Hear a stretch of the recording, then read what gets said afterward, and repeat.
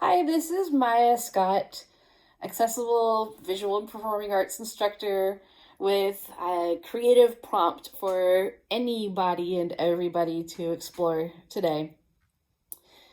I am very enamored with anthropomorphizing random objects. I think it's really fun when things become faces or things get a life of their own. And for example, a couple of my favorite anthropomorphized items, which is basically making a thing into giving it kind of human traits, is, for example, the little Pixar lamp that you see go across the screen before a movie, and it's like hopping around going, and it, does its little thing.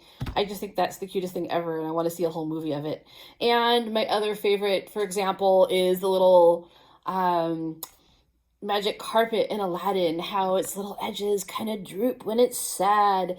Anyhow, so I'm going to kind of play with the idea of speaking in first person for an object.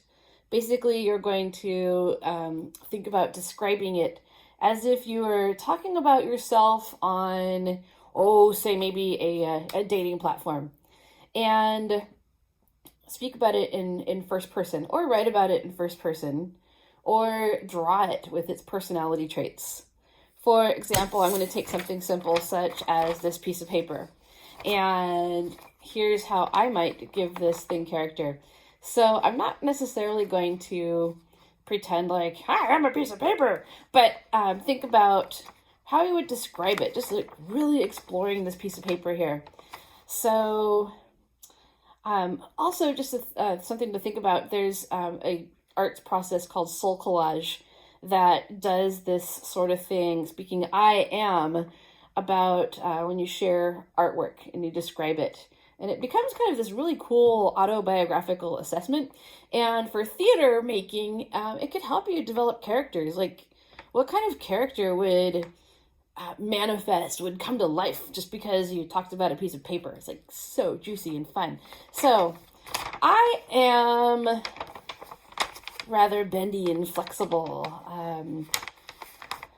I make kind of some interesting noises sometimes. I have kind of sharp edges. I can cut. And you can't necessarily feel it when I cut, but when I do, oof, and it kind of gets in there. But those cuts hurt. Yeah, a little but powerful. And I have some bends in me, some folds and creases. I'm definitely not perfect. I might look kind of two-dimensional, but I'm really not. I'm actually three-dimensional. People mistake that about me. I can be torn asunder.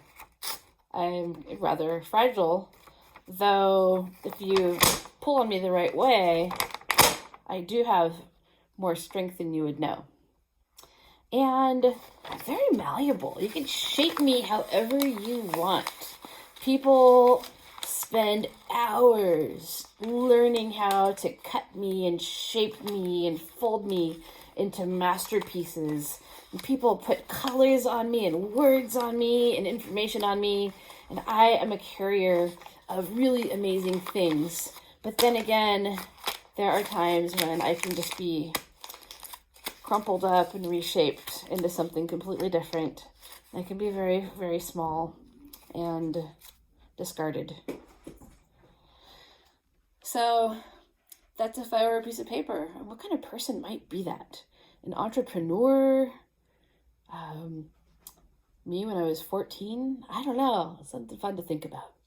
So become an object, talk for it, be its advocate, be its friend, and even think about drawing it. How would you draw a piece of paper so it had its own little expressions and its own little face and the little corners, and maybe it's wrinkly or maybe it's straight.